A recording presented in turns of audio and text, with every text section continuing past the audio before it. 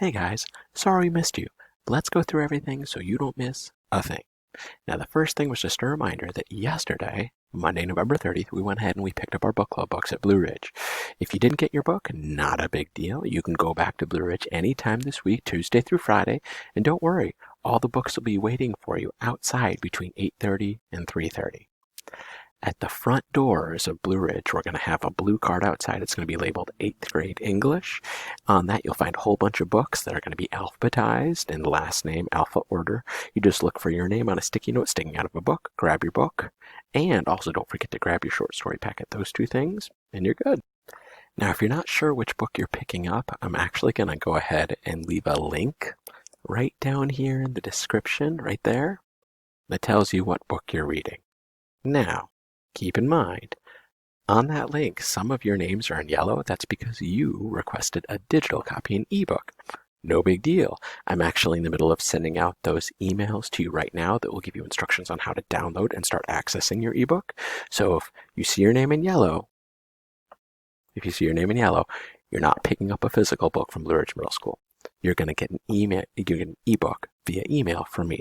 You can, of course, still go up to Blue Ridge Middle School for a paper packet of your short story packet, but you're not getting a physical book, you're getting an ebook. So that about covers book clubs.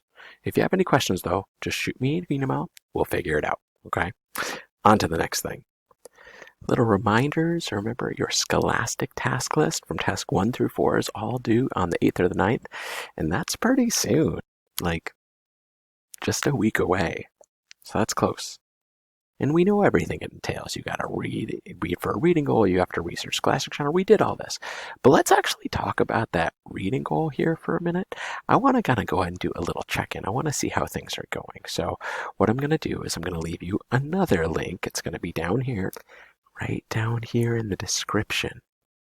And that link will bring you to this self-assessment that helps you figure out how on track am I?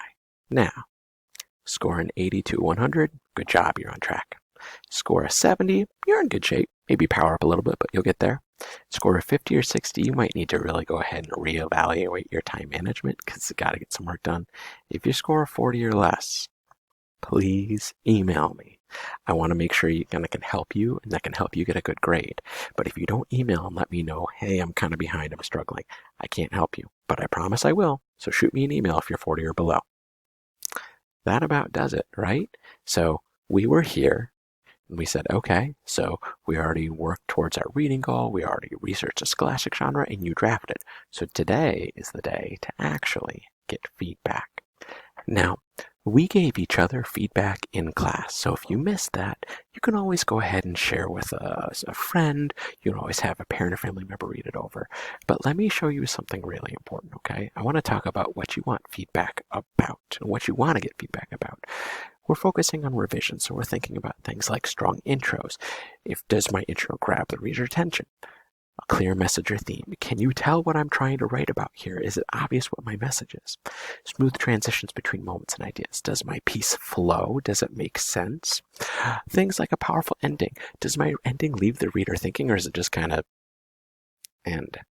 Things like, is it written in a way that shows my writing personality, which could be serious or funny or anywhere in between? And does it make you, the reader, feel a certain way? Did I use figurative language, sensory language, word choice, or sentence rhythm to go ahead and kind of make you feel a certain way while reading the piece? The reason I bring all this up is because I don't want you to get feedback on this right now. I don't care about spelling, capitalization, or punctuation yet.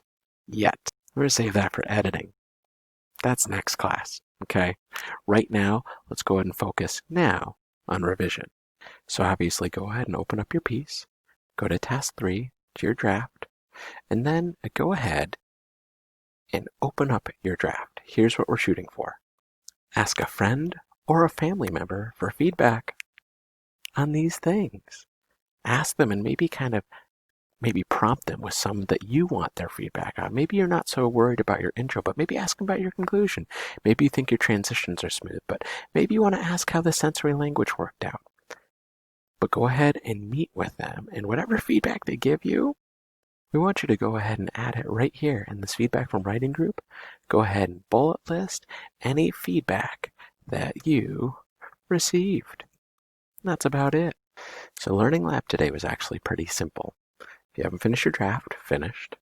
Revise your draft based on that writing group feedback, so whatever you hear back from your friend or family member that you share your work with from the blue box, revise for that. Then revise your draft based on your example text tips from task number 2. Remember this? Remember when you wrote down those 5 strategies you saw that winning author do? Yeah, see if you can add those into your work. And don't forget about your reading goal. That's about it. If you have questions, as always, shoot me an email. I'm happy to help. Otherwise, good luck. You got this.